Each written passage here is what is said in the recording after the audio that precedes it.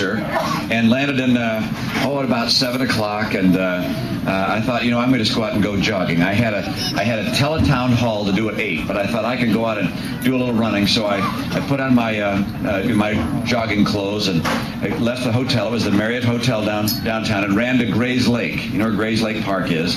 Ran to Gray's Lake Park and started running around. And there was a young woman about 35, 40 years old. Interesting how young woman changes as you get older. But anyway, 35, 40 years old, walking the other way. Running the other way, and she's running along, and she looks at me, and she stops. She says, "Are you Mitt Romney?" And I said, "Well, as a matter of fact, yes." She said, "I want to shake your hand." So I shook her hand, and she was so excited, she started to scream. And I mean, scream. And I'm looking around like, hey, and she was screaming and screaming. I'm trying to get my hand out and run. I'll tell you, it is exciting to be here. I'm thrilled and feel great about the chance to be with you. You perform an extraordinary service to the entire nation. You and Iowa do, by getting to know the people who are running for president, getting to know us not just for our ads, but for who we are, asking us questions. You see us, and on that basis, you make a judgment of who ought to be the nominee of our party, and hopefully who ought to be the president of the United States.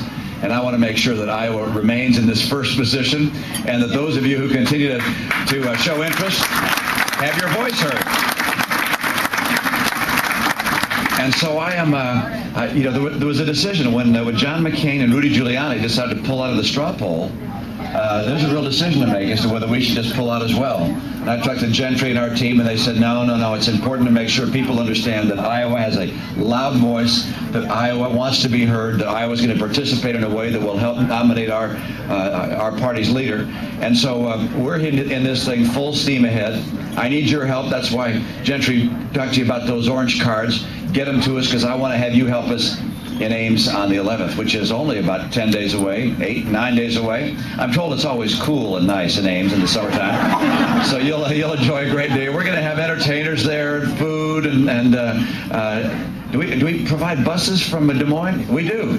There are buses. It's not that far, but we'll get you there if you need a ride, and look forward to having a great day. I'm actually, in addition to entertainers, I'm bringing in an absolutely gorgeous young woman that's coming from across the country for you to meet. It's my wife, and my sons will be there, my 5 boys and my 5 daughters-in-law. My son Josh, you may have seen, he's got the Mittmobile, the 5 Brothers bus, and he committed to visit all 99 counties, and I think he's at 90 some odd counties already. He wants to get every county before Ames. So we're making a big commitment personally, and hope that you'll also be able to join us on the 11th. Now, this is an exciting time for me also because I'm getting old. And I suffered a birthday not long ago. It was my 60th. And I heard it from over here. That's there are a couple of folks here who think that's very young. There are others mostly who think that's very, very old. It's a tragedy when that date comes along. And my sons, thinking how significant the decade was, decided to do something special. And they presented me with a car key when I came home from church. And I said, "Did you guys buy me a car?" And they said, "Go out in the driveway, take a look."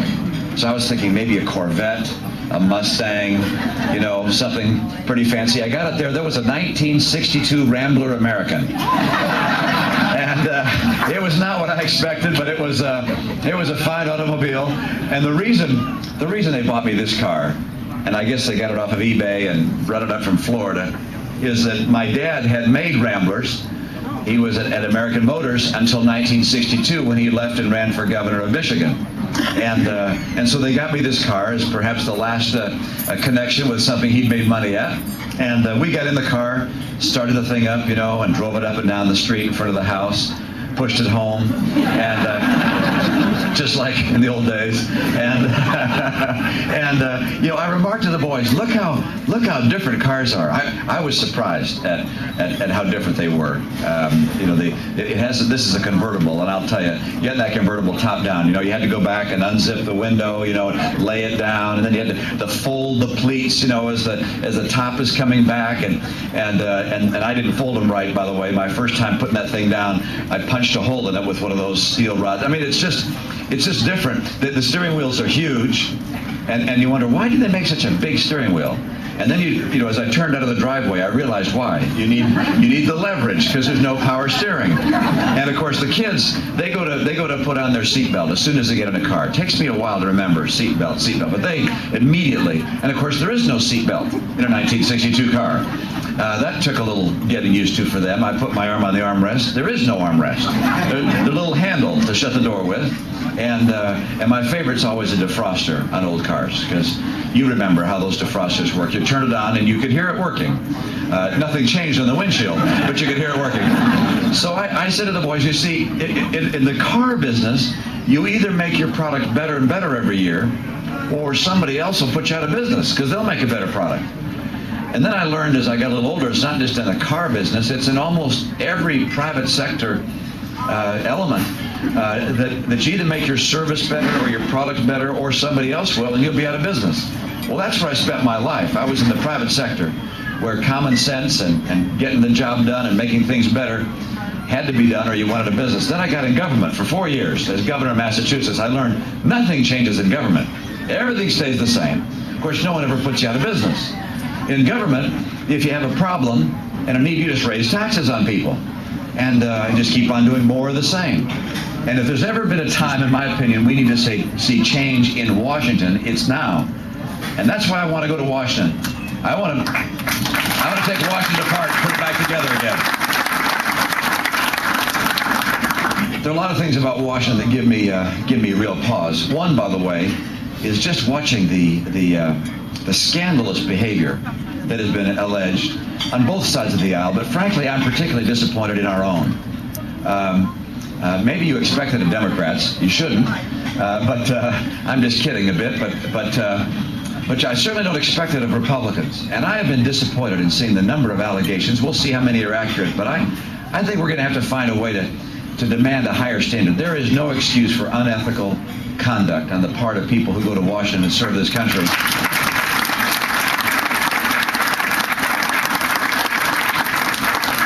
One thing I'd like to add, if I'm lucky enough to be president, I will fight for a provision for a law which says that if you're convicted of a crime as a government employee or an appointee, either one, you're convicted of a crime that involves violation of the public trust, you've done some kind of abuse of your position, that you get stripped of your pension.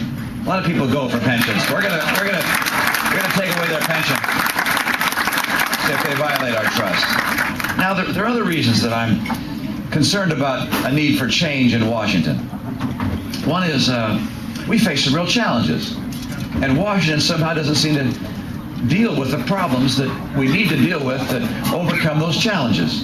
And I think we're going to have to see some change. We're spending too much money in Washington. We're using too much oil. We have schools that aren't up to international standards. We have a health care system that leaves 45 million people without health insurance. We face tougher competition from abroad, from China, than we've faced before. We got to raise the bar here to be more competitive. And of course, there's this violent jihad that we face. And given those kinds of challenges, it's natural to recognize the need for change. Now, Democrats would change Washington. They say they will. I don't think they will in a lot of respects, but they take a sharp left turn. Hillary Clinton has laid out her plan. Barack Obama has laid out his plan. In health care, for instance, they say they want the government to take over health care. No, I don't want the guys who ran the Katrina cleanup running my health care, I'll tell you that. And socialized medicine, government takeover, that is not the answer for health care. Remember what P.J. O'Rourke, that comedian, said. He said, if you think health care is expensive now, just wait till it's free. So we're not going to turn to the government taking over health care. We found a way in my state to get every citizen on a track to be insured, everybody insured, without a government takeover of the system, without new taxes being required, instead relying on market dynamics and individual responsibility. So we can solve our health care needs without turning to big government and big taxes. One of the areas that perhaps there's as great a gap as any is with regards to this violent jihad that we face, and the threat from those who want to cause the collapse of moderate Islamic states and cause our collapse as well. Over the weekend, by the way, you maybe noticed some good news and some discouraging news. I read an article that was in the New York Times. It was an op-ed piece written by two analysts with the Brookings Institute. This is one of these think tanks, nonpartisan think tanks. These guys have been critical of the administration's management of the war